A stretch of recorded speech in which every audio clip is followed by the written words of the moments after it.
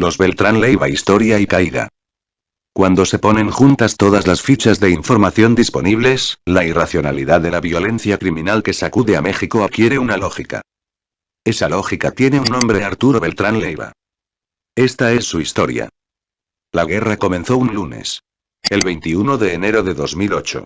A bordo de vehículos Hummer, y con fuerte artillería pesada, más de 300 elementos del Grupo Aeromóvil de Fuerzas Especiales del Ejército Mexicano, GAFE, se posicionaron en los alrededores de una residencia ubicada en la colonia Burócratas, de Culiacán. Según la secretaria de la Defensa, una llamada anónima había indicado que el menor de los hermanos Beltrán, Alfredo, alias el Mochomo, esperaba en ese domicilio un cargamento de dinero destinado a solventar compromisos pendientes con sus socios colombianos. Según la declaración de un narcotraficante conocido como el 19 que se integró al programa de testigos protegidos bajo la clave Jennifer, PGR/Siedo/Waits/0241-2008, el ejército había obtenido la ubicación del Mochomo a través de un militar que logró infiltrarse en su círculo cercano, y al que se conocía como el Chamaco. El Chamaco logró llamar al GAFE para informar sobre la ubicación y las condiciones de baja seguridad, relató Jennifer. Los militares tuvieron que posponer el operativo durante 10 horas, porque detectaron a unos hombres en la azotea de la casa. Cerca de la madrugada, el portón se abrió. Salió una camioneta BMW de color blanco, con 4 hombres a bordo. Los soldados de élite les cerraron el paso. Los tripulantes se entregaron sin hacer un solo tiro. Dentro de la casa había $900.000, 11 relojes finos, un AK-47 y 8 armas cortas. Un corrido informó al día siguiente. El Mochomo era el hombre de confianza que el cártel necesitaba pero el 21 de enero su carrera le cortaban. La noticia de la detención de Alfredo Beltrán Leiva, uno de los cabecillas del cártel del Sinaloa, dirigido por Joaquín El Chapo Guzmán e Ismael El Mayo Zambada, fue presentada como el golpe más importante realizado hasta entonces por el gobierno en la guerra contra el narco que Felipe Calderón había decretado. En la Procuraduría General de la República, y concretamente en la Subprocuraduría General de Investigación Especializada en Delincuencia Organizada, SIEDO, provocó un terremoto. La célula dirigida por los hermanos Héctor, Alfredo y Arturo Beltrán Leiva había vulnerado las estructuras más altas de esa institución, a través de pagos mensuales de entre $150 y $450.000, según demostró luego la llamada Operación Limpieza. Funcionarios del mayor nivel de la SIEDO realizaban detenciones, cateos y filtraciones, en beneficio del cártel. Aquel día varios servidores públicos se paseaban nerviosos. Habían recibido informes de que el Mochomo iba a ser detenido, pero en la SIEDO nada podían hacer para evitarlo. Esperaban que los operadores de Arturo Beltrán los llamaran a cuentas. Fueron llamados ese mismo día. Uno de los principales lugartenientes del grupo, Sergio Villarreal, el Grande, se reunió con el director de inteligencia de la SIEDO, Fernando Rivera, así como con los comandantes Milton Cilia y Roberto García. Según la declaración que Rivera rindió poco después en calidad de testigo protegido, bajo la clave Moisés, el Grande les dijo que Arturo Beltrán Leiva estaba encabronado. Quería saber a quién iba a matar. Todos recibían dinero de él y le avisó de la detención de su hermano. Los funcionarios le explicaron que no habían trabajado ese asunto, que era un asunto del GAFE, del alto mando de la Serena. El Grande exigió la lista de los militares que habían tomado parte en el operativo, así como los informes originales de la detención. El director Rivera se comprometió a obtenerlos. No solo eso, de acuerdo con la declaración de Jennifer, antes de las 2 de la tarde había entregado los reportes militares, el nombre del infiltrado que había proporcionado la información a los GAFES, las copias completas de las declaraciones que el Mochomo había rendido ante la SIEDO y un croquis que señalaba el sitio exacto en donde el capo se hallaba recluido.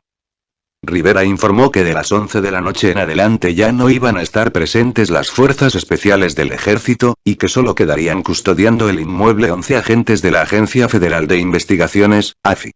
Le dijo al Grande que con la entrega de $1 millón para los AFIs, así como de 3 millones que serían entregados a Fernando Rivera y su gente, se lograría neutralizar al conjunto de guardia y permitir que una camioneta blindada rompiera la reja de acceso a la SIEDO. El Grande relata la averiguación previa. SIEDO/web/6668, 2008, calculaba reunir a unas 150 personas para realizar el asalto. Sin embargo, al sopesar los riesgos, decidió cancelar la operación. Alfredo Beltrán Leiva fue recluido en el penal de Puente Grande. La captura de El Mochomo provocó una escisión en el cártel de Sinaloa. Existe la versión de que el Chapo negoció la captura del menor de los Beltrán, a cambio de la liberación de su hijo, Archibaldo Guzmán, alias El Chapito, quien se hallaba recluido en el penal del Altiplano desde 2005 a solo 3 meses de la caída de El Mochomo. El Chapito fue liberado.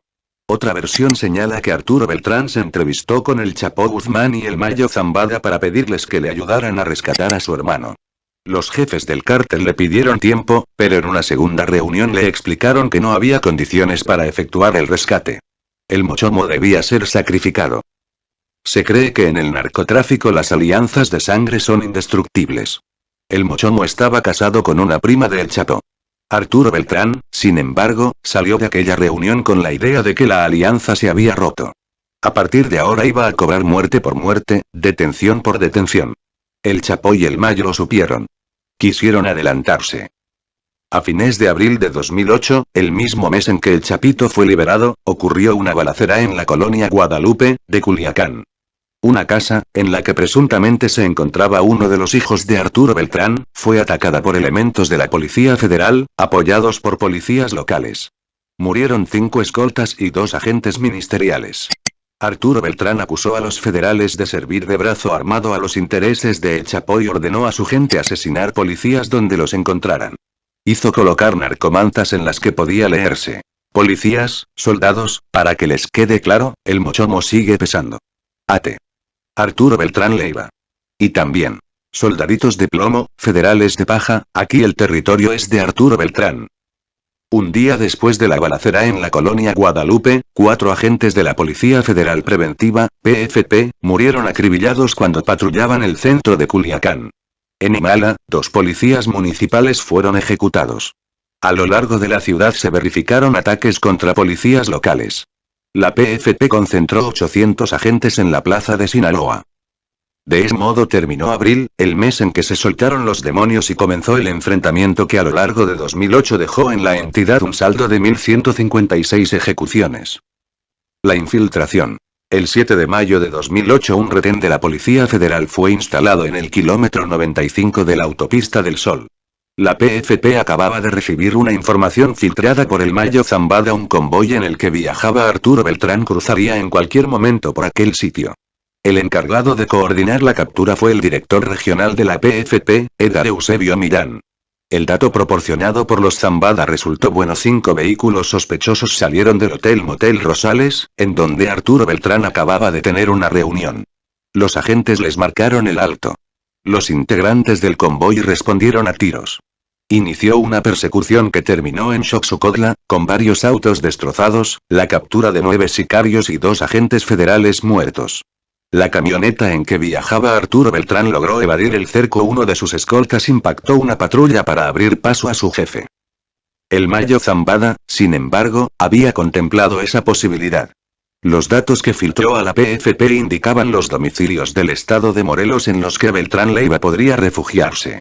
El inspector de operaciones Edgar Enrique Vallardo, el funcionario que había recibido la filtración y operaba como contacto de El Mayo al interior de la PFP, se comunicó con el jefe antidrogas de la corporación, Gerardo Garay, y le dijo: tenemos ubicados varios domicilios aquí en Morelos.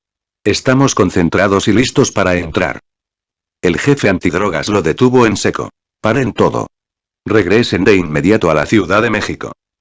5 meses antes, a través de una supuesta intercepción telefónica, el director de combate a la delincuencia organizada de la PFP, Roberto Velasco, había ubicado a Beltrán en una mansión de la calle Escarcha, en el Pedregal de San Ángel. Velasco le comunicó al jefe antidrogas: la gente está colocada en puntos estratégicos. Pidió luz verde para poner en marcha la detención. Pero Garay se negó a dar la orden. Aguanten. Vamos a esperarnos para más adelante.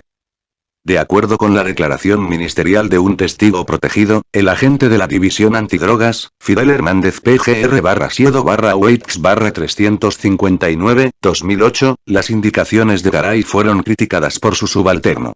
Pero jefe, tengo evidencia de que Arturo Beltrán se encuentra aquí. Garay, sin embargo, insistió. Desmonten el servicio. Edgar Millán, el hombre que había dado caza a Arturo Beltrán en el camino a Xochocotla, fue ejecutado horas después de la persecución, cuando llegaba a casa de sus padres en un edificio ubicado en la calle de Camelia, en la colonia Guerrero. Aunque solo un puñado de personas tenía acceso a sus itinerarios, una filtración surgida de las mismas filas de la PFP, a través del agente José Antonio Montes Garcías, puso en manos de Beltrán la ubicación del sitio al que el jefe policíaco iba a dirigirse. La orden fue fulminante: Millán debía ser eliminado.